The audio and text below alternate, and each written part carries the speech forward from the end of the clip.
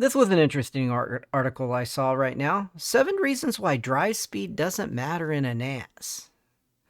I don't quite believe that 100%, but let's take a look at what they're saying in this article. 7 reasons why drive speed doesn't matter in a NAS. When your NAS slows down, the first thing that comes to mind is drive speed. You assume that the drives aren't able to keep up anymore. Similarly, when buying a new NAS hard drive, it's tempting to go for the highest RPM or fastest read-write specs. Newsflash, the rated drive speed specification isn't even among the top 5 factors that determine NAS performance. Here's what actually affects your NAS speed. So let's go over the real information. The real bottleneck of network speed. Well, it's your network. Obviously, it's network speed. The network is what controls the speed. So let's see what they say here.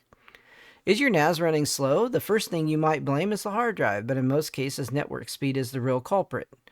Home networks typically run on gigabit Ethernet or even Wi-Fi, capping out transfer speeds at around 125 megasecond. In real-world usage, even a basic NAS hard drive can handle that without breaking a sweat, unless you're running 10 gig setup. Faster hard drives won't make much of a difference anyway. Totally true. This is why I'm running a 2.5 gig network in my home, and I plan on upgrading to a 10 gig network because the performance of the hard drives isn't going to matter. But also, you need the bandwidth getting to the hard drives. This is why I tell people, when they say, oh, I want to run a NAS because I'm going to get better hard drive performance because the drives are rated and stuff like that. I'm like, it doesn't matter. On your network, it's not going to make any difference anyway. You could run a box on a USB 3.2 Gen 2 connection and still be absolutely fine. You're going to have plenty of bandwidth. My hard drives currently, 2 sets of 4 hard drives are running off 2 separate 10 gig 3.2 Gen 2 ports on my current server. And another 8 hard drives are running on a USB 3.0, and those 8 hard drives are just the backups to the first 8. And the reason why I don't care that they're on 3.0 is because they're just backups. All they are is getting plugged in to back up the data from the original drives when things change. That's it. So absolutely true on this. And people need to understand a little bit more about matching bandwidth up, because your bandwidth of your network and your bandwidth speed of the hard drives and what they plug into on the server all need to match a little bit, or else you end up with a bottleneck of speed and you get a slowdown, and then you're wondering, why am I slowing down? Also, if you have multiple hard drives and then you have them plugged into one USB port and there's only so much bandwidth on that USB port, that can bog down when you start accessing multiple drives or trying to transfer data from them as well, even if you have a fast network speed. Really important things to understand trying to match up your bandwidth. RAID configurations, balance, and performance. So, showing a little Synology NAS there. I'm not a huge fan of Synology. RAID configurations can impact performance, but not in the way you might think. Since data is spread across multiple drives, the overall speed is influenced by the combined throughput rather than the individual drive speed. A well-optimized RAID 5 or 6 setup with standard hard drives is more than capable of handling media streaming, backups, and file sharing. Let me explain this for you guys so you know. When drives are rated, it takes a minimum of 2 drives. What you're doing is each drive is doing half of the work. So in theory, you're getting double the performance because you got 2 drives and you're just relying on half of each drive to do the work. So they combine together as one big drive. This is also how you can take a couple of drives and make one large drive, is by rating them together. You can take 2 4 terabytes, 2 8 terabytes, make a 16 terabyte drive, instead of having multiple smaller drives. So when it comes to performance, there are some good reasons to do that. I don't like rating because if one of the 2 drives goes bad, then you can lose all the data. And that's a big deal for me. The other reason I don't like raiding the drives is because they only work in that device. So you can't pull the drive out and then read the drive on another machine easily to get data off of it. So I tend to keep all my drives just regular, singly formatted. I don't raid them. I do uh, backup options on them, and I'm more than willing to do a video on what I use and how I do how I have my automatic backups set up for even that can do real-time backups and everything too without having to use RAID. If speed is a concern, RAID 10 can improve read and write speeds, but it comes at the cost of usable storage. Instead of prioritizing raw speed, choose a RAID level that balances redundancy, performance, and storage efficiency based on needs. Another reason for the RAIDs is, different levels of RAIDs go up, like 2 hard drives connected together. You have you have a RAID system for performance. You can also, instead of doing that, you can have 2 hard drives where you have 2 8-terabyte drives and you're only seeing 1 8-terabyte drive because they're mirrored. In that RAID setup, it's a backup and you're not gaining any performance. You can also have a total of 4 hard drives set up where you have a RAID and a mirror where you got performance plus the backup. And so it gets complicated in that situation. And I've set up a lot of those in the past over the years when, I've set up different servers going back way back. RAID's been around a long time. It's not anything new. Been being used for a long time. NAS workloads are usually speed intensive. But see, most of you out there are just home users. You're not running a business. You have no need to RAID the drives. You have no need for the mirrored backup. You don't need RAID at all. Most of you just need a drive that you can take from machine to machine to be able to open it and read it. You don't need all of this complicated stuff. Most of you need it to be simple. We're getting so fast with SSDs today too that there's really not a predominant need, especially for home users, to use a rated setup, in my opinion, unless you're in the most strictest of situations with a business where every minute of performance counts and you're in a data center full of servers that you need the very best out of them. For your day-to-day average person in a home, you don't need any of that. Honestly, the performance is getting so good right now that absolutely crazy. Most home and small business NAS users rely on their setup for backups, file storage, and media streaming, tasks that don't demand high-speed drives. Even for Plex streaming, a standard hard drive can easily support multiple 4K streams provided your network and NAS processor aren't causing any troubles. Exactly. I have 2, 3, 4 people watching stuff off my Plex all the time without any problem. Without any problem. Drive speed won't be a limiting factor unless you're editing 8K video directly from the NAS or running high-performance applications. Mainstream NAS drives already offer more than enough performance for everyday workloads, so only specialized cases would warrant a higher drive speed. Exactly what I said. Only specialized cases where you really need the performance would, warrant the higher speed. And then you still have to have a higher speed network connection. You still have to have the bandwidth going to the drives on the controller, the drive controller.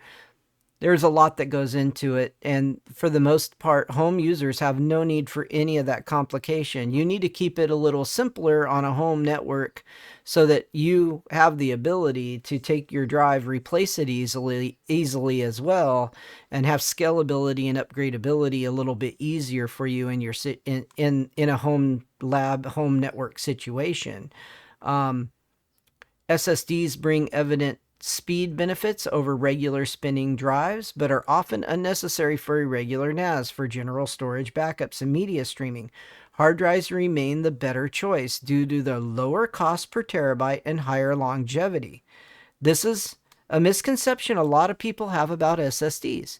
They're like, they're more versatile, they're stronger, they're better because they don't have moving parts. They don't have higher longevity.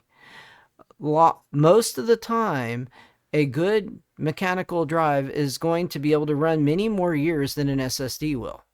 Even with the best SSDs we have on the market today. SSD, this is one of the reasons why I get into this conversation with people about mechanical drives. And I'm saying mechanical drives they still have a big part to play in data storage, in data centers, for still going forward for a long time. Part of it is the longevity, part of it is the cost per terabyte.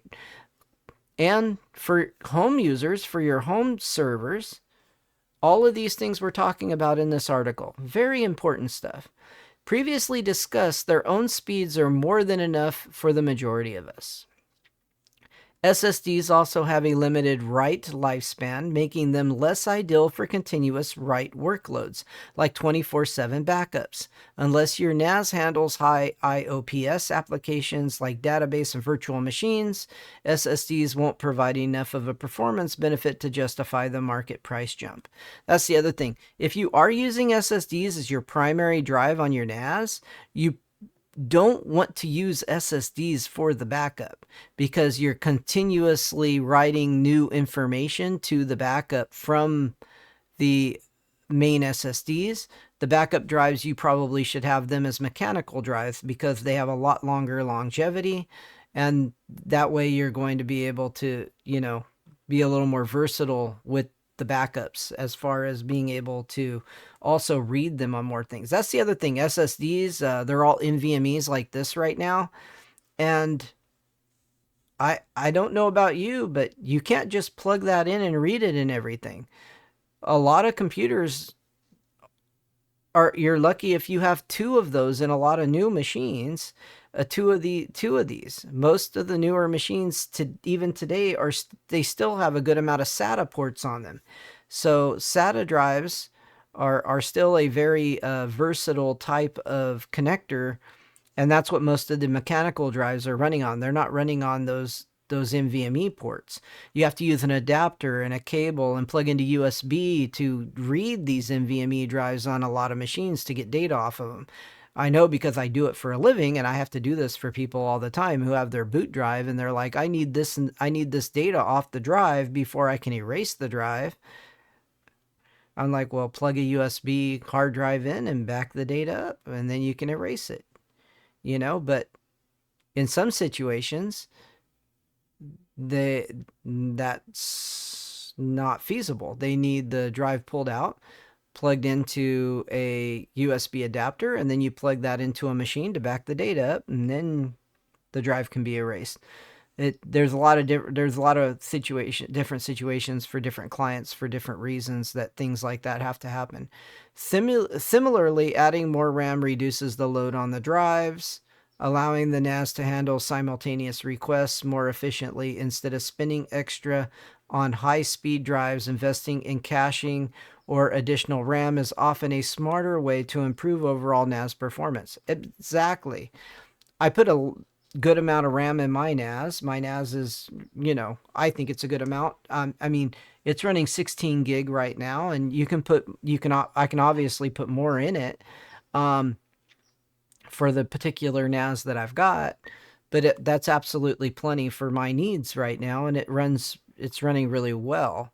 So let's see. Media streaming doesn't need ultra fast drives. Let's talk about this. If your NAS server as a media server, drive speed is one of the least important factors. A 4K Blu-ray rip typically has a bit rate of 100 to 150 megabits, which is well below the speed of even the slowest NAS drive. Network speeds and CPU performance are far more important. This is what I always preach to people. They buy these NASs that have really slow ARM-based processors that don't have the performance at all to do anything well, except for you're accessing the data off the drive. That's all you're doing. And so you can't really do a lot with some of those NASs out there. And they work like garbage. Seriously, they work like garbage. So network speed and CPU performance are far more important for smooth media playback. If you're experiencing buffering or lag, upgrade your router, network cables, or NAS CPU will likely have a greater impact on switching to faster drives. 100%. This article is touching on all these key factors that I always tell everybody, and people are like, "Boo!" That goes over their head a little bit. They don't even understand what I'm telling them when they're saying, "Well, this isn't working right. This doesn't working well." You need a better connection. Why are you doing it on Wi-Fi? Wi-Fi is not fast enough. I talked about how Wi-Fi is not reliable for these kind of setups. You don't want to make your server run on Wi-Fi. You need things, and you don't want to be connecting to your server over Wi-Fi and expect a really solid, really good connection either. I do that on mine. I get about a gig on my Wi-Fi on my network running Wi-Fi 6. That's about the best I'm able to do. If I upgrade to 7 and I have devices that are actually Wi-Fi 7, it would be a little better. Still nowhere near the 10 gig you're going to get on a hardwire if you go with 10 gig switches and everything.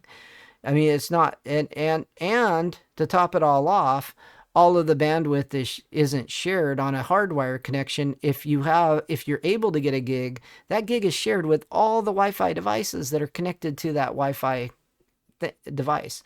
So you might not get that. Your Wi-Fi speed is going to fluctuate depending on if other things are plugged in and using the Wi-Fi. When buying hard drives for NAS, speed should be low on your list of priorities. Instead, focus on reliability, workload rating, durability, metrics like workload capacity, terabyte per year, mean time between failures, give a better indication of how well the drive will perform under continuous use. Enterprise-grade hard drives often come with better warranties and durability, making them a worthwhile investment for long-term storage. Brands like Western Digital offer NAS-specific drive designed for 24/7 operation, which is far more critical than marginal speed improvements. Seagate even bundles an excellent data recovery option, which will prove to be more beneficial in the long run. So, there you go. There's all the information you need to know about why drive speed doesn't matter that much if you're building your NAS. So if you're trying to set up a server, set your network up, follow a lot of the stuff I told you in this video to help you with deciding on the actual direction you're going to go. I hope it helps some of you out there, and hopefully you're having a good time. Leave me a thumbs up. Let me know down below your thoughts on all of this information, and if you have a NAS, what are you running currently, and how is it working out for you? If you have questions for me specifically on something you have and that maybe I can give you some thoughts on, just go ahead and leave me a comment below too, and I'll answer you back. I'll see you guys in the next video. Have a great day.